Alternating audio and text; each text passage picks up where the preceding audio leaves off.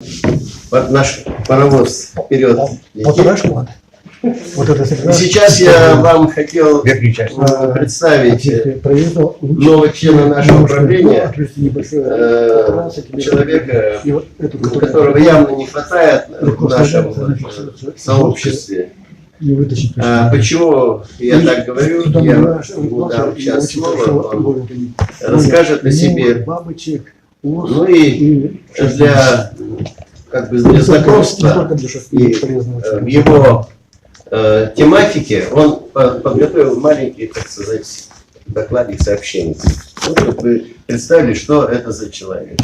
Значит, речь идет о Малхазе Лаврентьевиче Паладашвили, гражданине России, Грузии. Пожалуйста. Немножко о себе и вот ваш докладик.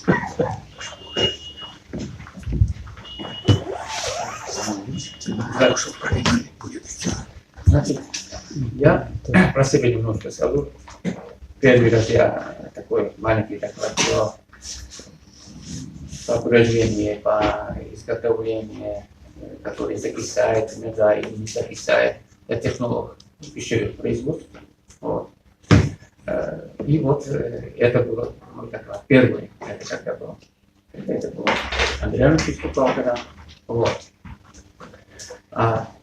Значит, я занимаюсь всю сознательно свою жизнь переработкой пищевых продуктов, консервированием, производством алкогольной продукции, так скажем, потом. И вот этот мед тоже, в том числе, так скажем. И то, что связано с переработкой, хранением или как-то такое фальсификации меда, как-то мне известны вот этот, как его, все эти факторы, влияющие на все это, вот, и превращение этих, как образуется и глюкоза, и фруктоза, там, алфа-глюкоза, бета-глюкоза, что связывает кристаллы, от чего получается, почему получается. Вот так приблизительно. Ну, сегодня я хотел рассказать о кристаллизации меда. Всем интересно, наверное, почему кристаллизуется мед. Значит, состоит в основном из сахаров. Особенно интересно, почему он не кристаллизуется. Потому что только это и спрашивают. Нет. Скажем, пускай спрашивают, или как-то дискуссию делаем. Мед состоит в основной глюкозе и фруктозе. Кристаллизация меда зависит, сколько там глюкоза образуется, сколько фруктоза. Фруктоза тут побольше, чем глюкоза. Ну, есть растения типа рапса или каких-то. Вот. Когда преобладает эта глюкоза, иногда бывает даже рапсовый мед прямо в соках может как камень стать, смотря еще какой год будет, дождливый или дождливый. Особенно если рапс, допустим, в Средней Азии, вот это производимо, там насыщенность воды очень мало в меде, гораздо меньше, чем 18%, там может быть 15-16%, и этот камень становится вот таким, чисто глюкозные меда, так скажем. А фруктоза менее кристаллизуется, чем глюкоза. Вот. И оно как раз, этот баланс иногда создает, что мед долго не кристаллизуется. Вот, какой-то период. Еще, кроме состава этого глюкозы и фруктозы, роль играет, естественно, и такие факторы, как температура. Вот. Кроме температуры еще играют факторы как пыльца. Чем больше пыльцы, чем натуральный мед, он быстрее кристаллизуется. Если одинаковые условия с глюкозой, фруктозой и остальными. Вот. Ну, что я хотел еще сказать, что еще есть сахара некоторые. Там есть рафиноза, малтоза, мелицитоза, такие. Мелицитоза это падает в медах, не будем это сегодня рассматривать. А вот когда содержание малтозы, вот она, кроме глюкозы, фруктозы, малтозы, присутствует, основная она присутствует вот, белой акации в меде, потом липовом меде, оно они дольше не кристаллизуются, эти меда. Вот, при этой причине, вот так скажем, да. Не кристаллизуются еще меда, которые немножко водность, так скажем, да, влажность, или как назовем, процентное содержание воды, так, водность, назовем его, да, оно вот, майские меда, когда есть, воды, все знаете, они могут кристаллизоваться долго, потому что содержание воды там может быть больше, может быть больше. Мы, наверное, встречались, может быть, когда-то так было такое, вот. Так. А сейчас основной вопрос рассмотрим по температуре вот этой кристаллизации. Обычно идет, если оно кристаллизуется где-то в течение 5 недель. Ну, так, обычных температурах, да, как есть. Да, приблизительно, ну, плюс-минус может быть. От температуры факторов. Самая нормальная температура, так скажем, да, в кавычках, если в этот период, это ненормально, потому что свежий мед лучше продавать это период, когда осень, чтобы оно было не быстрее кристаллизироваться, так скажем. Да. Значит, ну, мед кристаллизуется 14-18 градусов, 20, как раз то температура, как раз то, что это время бывает, да, так. Вот. И, значит, 5-7 лет, смотря меда какие, вот мы говорили уже о таких медах, которые отодвигаются чуть-чуть немножко в ту сторону. Ну, интересно, что делать, допустим, которые научные это на основе принято, чтобы дольше продлить вот этот период некристаллизации, чтобы не кристаллизовался. Два варианта есть. Один держать мед около, если мед, допустим, так скажем, низкой температуры, и второй высокой температуры. Да. Ну, низкая температура, возьмем низкая температура, значит, если около нуля держать мед, около нуля, значит, где-то недель 5, не менее, там, она не будет кристаллизоваться. А потом это мед, если будем так, после этого, ну, так скажем, холодной обработки, вот так, если вот так назовем его, она не будет уже кристаллизоваться немножко, уже дольше будет храниться это как жидкий мед. Вот. На второй момент, значит, высокая температура, если 0 градусов нету, это сложно создать. А температура выше 25-30 градусов, ну, более, наверное, возможно, чтобы было это организовать. А тоже мед кристаллизуется долго.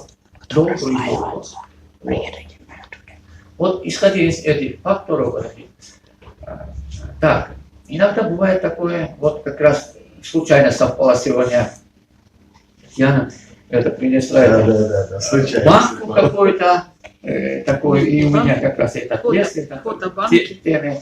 Давайте покажите, кому интересна эта банка. Да, это видели мед все. расслаивается, значит, как расслаивается? Ниже получается, да, твердая, сверху. Это, вот значит, банка. это не значит, что мед плохой. С таким, ну, наверняка все видели такую картину. То есть вот Он не выглядит. старый, наоборот, что Не, просто сколько лет, я не знаю, сколько лет этой банке. А, он просто расслоится, перепад температуры. Но он пахнет анисом. Вот я открыла банку, и, значит, запах аниса оттуда. Значит, это не значит, что это мед плохой. Но продавать такой мед кому-то объяснять, что это не так, это так, это неправильно, невозможно. Даже профессионально начнут сомневаться. А суть-то в чем? Значит, глюкоза в сравнении с фруктозой кристаллизуется быстрее и вниз. А есть меда, которые глюкоза или фруктоза больше. Значит, глюкоза уходит вниз, фруктоза остается да, вверх. Значит, вот и идет расслаивание. Ну, поэтому, что бы ни случилось, вот Это так. в основном августовский метод, как Ну, это зависит от, что если накопился побольше, значит, фруктоза, который растворяется легче, тогда может растворяться так. А чтобы не случилось это, что надо делать, вот, который мы говорили. Попрохладнее место. А? Место попрохладнее. Да, место вот этих медов попрохладнее. Значит, от них получается мелкокристаллические меда лучше держать в прохладном месте, а крупнокристаллические меда лучше комнатная температура достаточно. Вот. В одном месте, но есть мелкая и крупная кристаллизация. Почему? Чего-то больше? Да. Да, липо мелкая кристаллизация, а цветочно крупная кристаллизация. Мед по-разному садится, разная кристаллизация. Бывает как помада мелкая, а бывает очень крупная. Да. Вот, давайте салообразный, который говорите, да? Это зависит.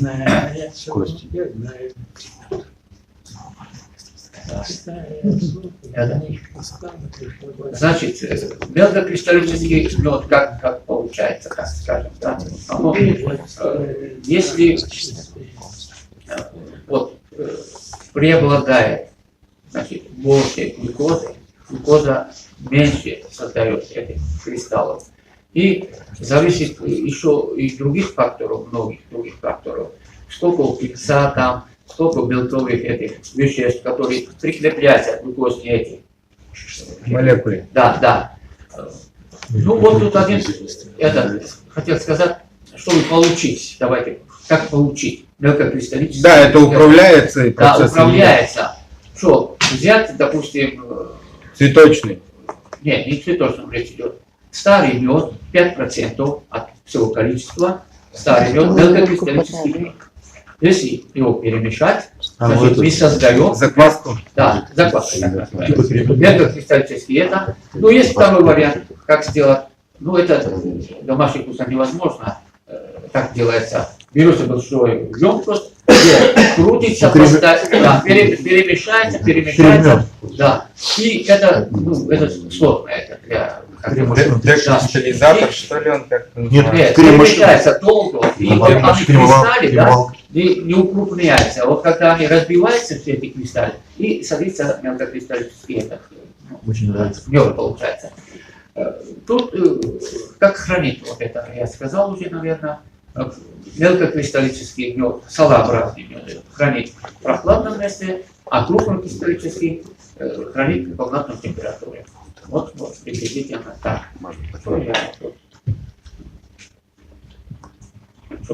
Приблизительно так я рассказал. Кому какой-то вопрос есть, молодой человек, давайте. Да, вот у нас майский мед в Удмуртии, это получается ива плюс одуванчик. Да, он садится быстро или не быстро? Одуванчик, я слышал, быстро садится как раз таки. Его тоже быстро. Садится и кристаллизируется. Да? Кристаллизируется, да. Вот, молодой человек, я вам, вот я не специалист с точки зрения, из какого меда сделано, и я как технолог могу сказать вам, что много факторов зависит. Быстрее кристаллизация. Я же вам говорил, если вы не хотите, чтобы у вас мед кристаллизировался быстрее, да, это есть общие правила, так скажем, да. Либо вы его держите хотя бы минимум 5 недель около 0 градусов, а потом уже можете хранить при 14 градусов. И, ну так, приблизительно. Самая хорошая температура для кристаллизации, самая оптимальная, 14-18 градусов. То, что бывает это время, как раз в этом регионе. Ну, и летом бывает такое вот, как-то. Да. И зависит еще, если пыльца много, это более натуральный, оно может кристаллизоваться еще раньше. Вот. Эти кристаллы, которые цепляются, да? Вот. А чтобы не было таких кристаллизаций, конечно, никто не хочет, чтобы летом мед кристаллизироваться и что-то. Держите выше 25-30 градусов, ну где-то так, в этих пределах. Либо ниже, значит, вот так. Если 5 недель ниже будет держать, потом спокойно тоже можно. Поэтому Или заранее выше- банки не выше складывают. температуры. Вот может кто-нибудь заниматься переработкой, кто-нибудь может заниматься. Если в банке Знаете, накладываешь, и это Честно не говоря, расстраивается, переработку мы красиво сами можем. Не Давайте возьму такого. Сейчас, да. Значит, кристаллизацию закончили, да? То есть тут... Если подробно кто-то что-то хочет про кристаллизацию, Да. телефон. Добавьте. Я немножко добавлю. Я заметил, его отстроенные соты. Там реже кристаллизируют, точнее кристаллизируют, потому что старые соты, как бы пчелы их не чистили, где-то в уголочке, где-то кристаллы остаются. И при откачке вы, когда все срезаете, чистите, крутите, эффект вот закваски. эти кристаллики выпадают из сота, и вот они являются зачинателями. Это значит вот такая вещь. Эффект закваски. Да, следующее. Пчелы при переработке нектара, а нектар это вода и сахар, как ни странно, вода и сахар, они начинают его перерабатывать ферментами. Есть значит, такой фермент, как диастаза. И вот в зависимости от количества этого фермента, попадающего в мед, это означает, один мед перерабатывать надо много диастазы, а другой мед перерабатывать надо мало диастазы.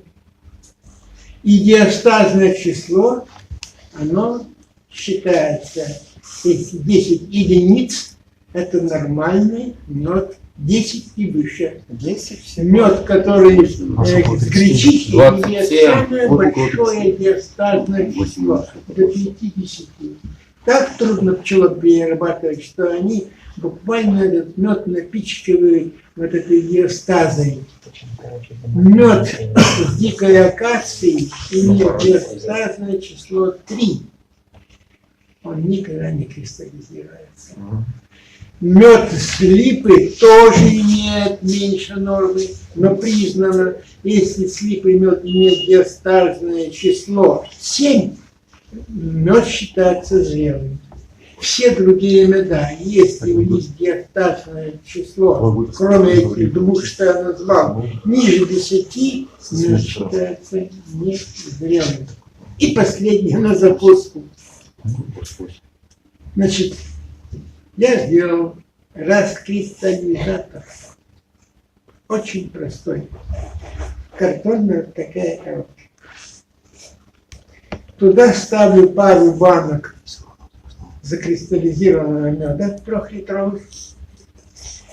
Между ними лампочку на 40-60 ватт и реле, которое настраиваю на температуру 35 градусов.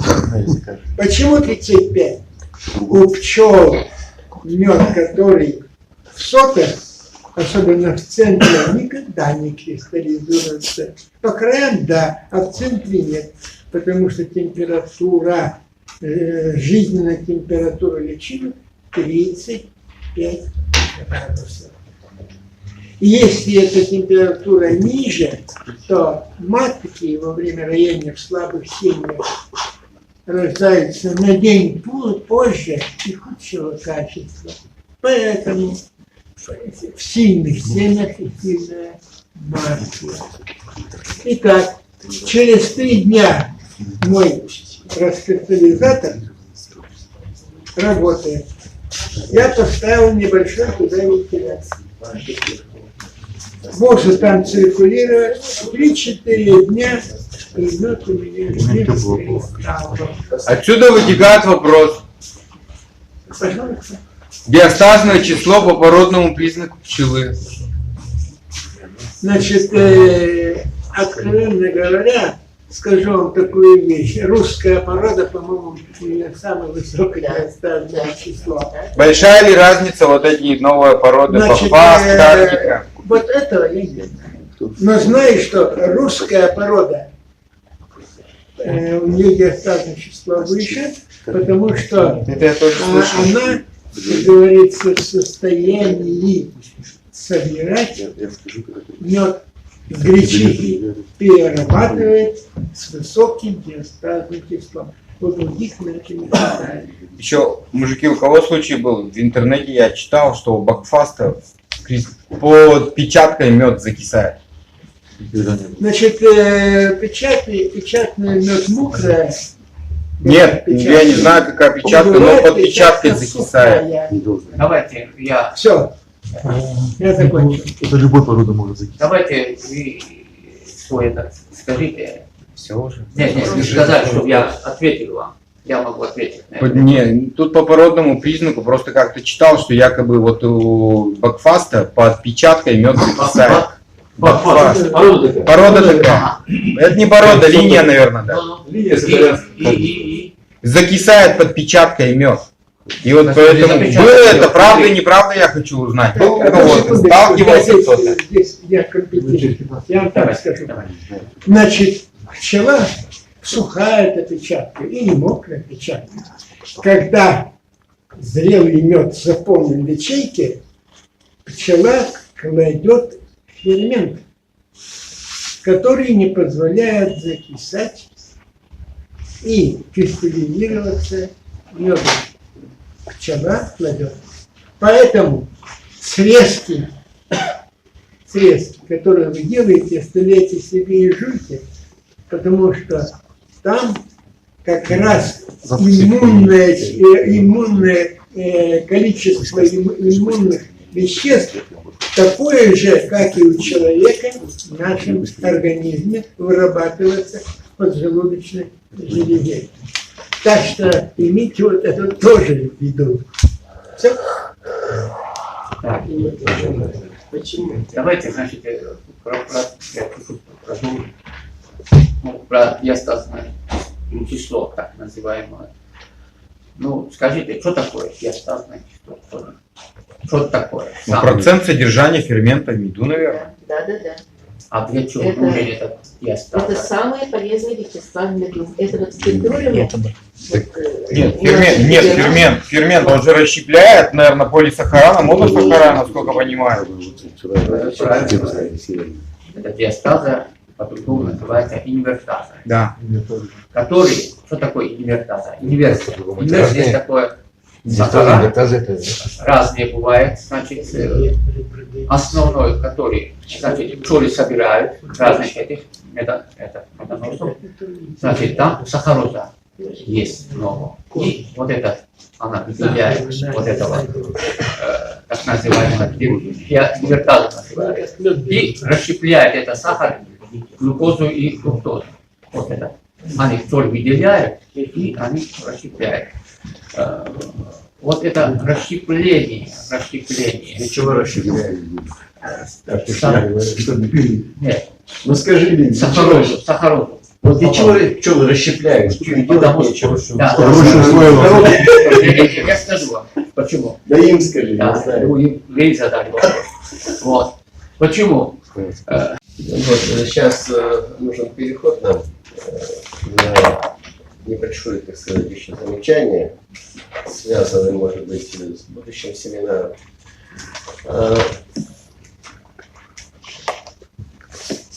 Значит, на нас вышли люди, определенные и правительство наше, с предложением подключиться к разработке закона. Мы это сделали. И второе предложение, как следствие, если закон будет, то можно начинать каким-то образом пчеловодную отрасль в Удмуртии поднять на уровень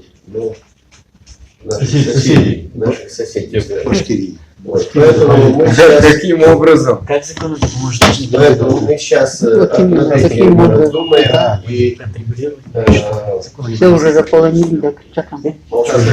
прекрасно. Я сейчас какие-то концепции начинаем в голове прорабатывать. И когда, значит, если у кого-то есть какие-то мысли, пожалуйста, сразу же подключайтесь.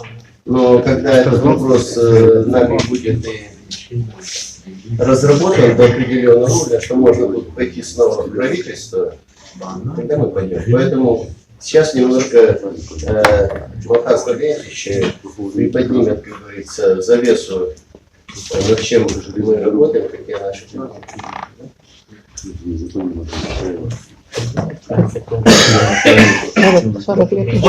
Завесу эту делаем. Гель Васильевичем мы знакомы 10 лет в библиотеке. Он свой читал, я свой.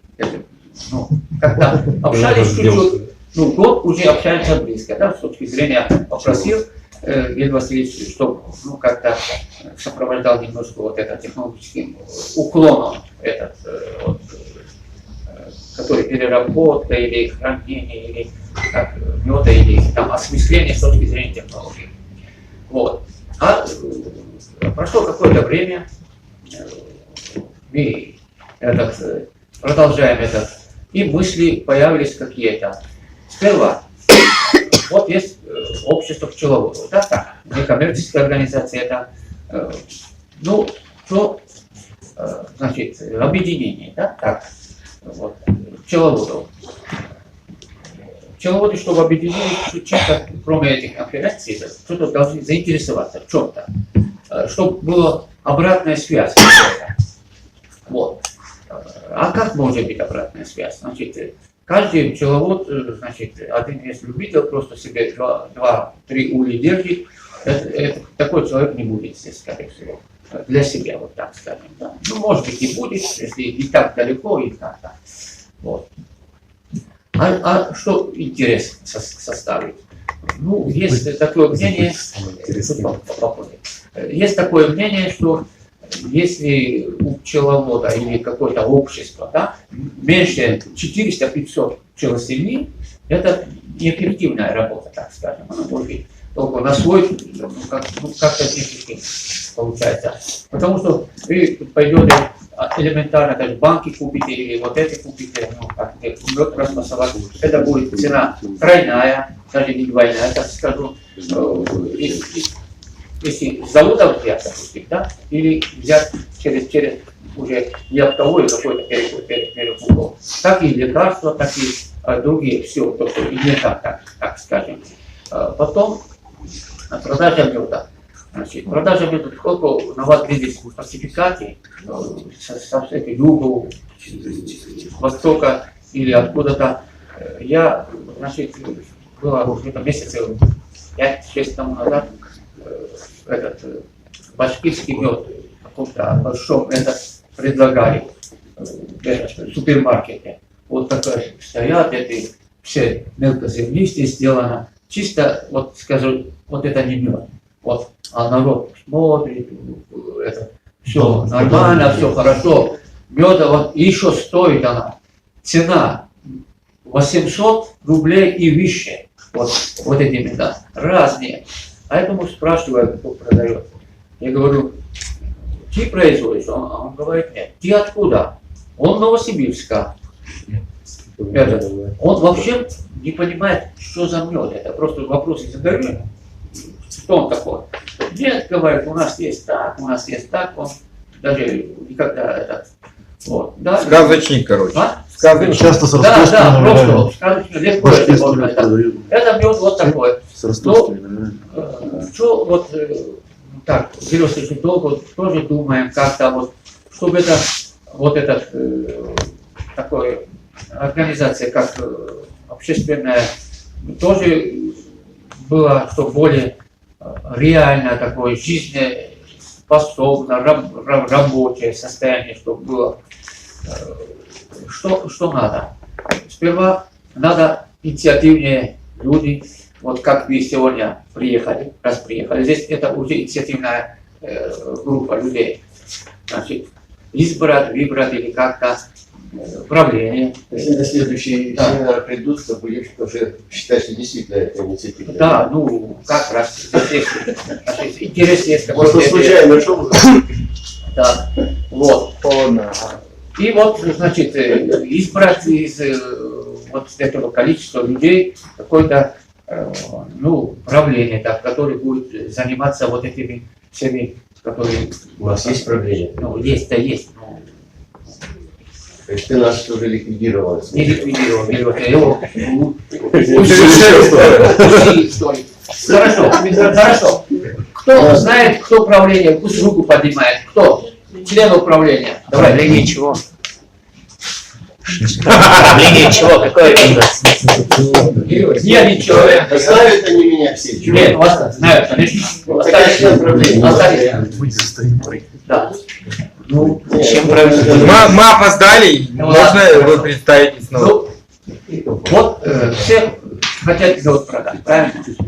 Вот конкуренция высокая, просыпка много. А как это сделать? Я как-то, мое мнение было такое, когда несколько уже, сейчас почти месяц мы обсуждаем этот вопрос. Давайте не сделать ли для каждого пчеловода принести 3-литровую банку меда, тут свой этот, там будет этот наклеено, его подпись, фамилия, имя, отчество, какой район, какой деревня. Пасека, номер какой, номеруем пасеки, ну просто произвольно. Вот, номер пасеки. Это выставлено, стоит, допустим, вот такое, как выставка продажа. Стоит и маленькая банка еще для пробы. Значит, если у пчеловода есть 2 сорта меда, ну 2 банки ставим. Он не продается, только цену никто не устанавливает, кроме самого этого пчеловода, так скажем, кто этот. И этот мед, значит, мы можем предлагать по всему городу, и не только по всему городу. Значит, своим близким, потом объявление делать. Вот. И вот, значит, это будет, когда выбор есть человека, допустим, ведь сколько здесь. Если выбор есть 50, человек уже выберет, не уйдет отсюда, не купит чего-то. Вот. Вот один из вариантов, который мы можем... Одна проблема, тут он не всегда одинаковый, то есть получается. Вот качаешь 5 лев, один лев, вторые 5 лев, другой, вот тут разный. Ничего страшного. Вот и поставите 100 банок. По партиям, сколько партий, столько банок. Слишком много получается. Какая партия? Ну, Что 2 партии продадите, 2 останутся. Те устанавливаете вы сами. Вы хотите ярмарку сделать или что? Непонятно. Где выставлять? Нет, все очень сложно. Кто эти банки караулить-то будет? Нет. Здесь будем ставить? Вот смотрите, это понятно. Почему вот усилить вот какое-то общество, чтобы было этой банки, допустим, караулить. Там должен быть выставка, значит, это будет закрытие помещение, а ярмарки другие, это разговор совсем другой. А, вы хотите один магазин, как бы одно точку продажи на всех, да? Да. Чтобы было там, допустим, вот эти ваш мед. Ну, там каждый должен сделать, каждый общий будет уже топ скидка такой. Продавцу надо давать, в аренду надо что-то сделать. Не получится?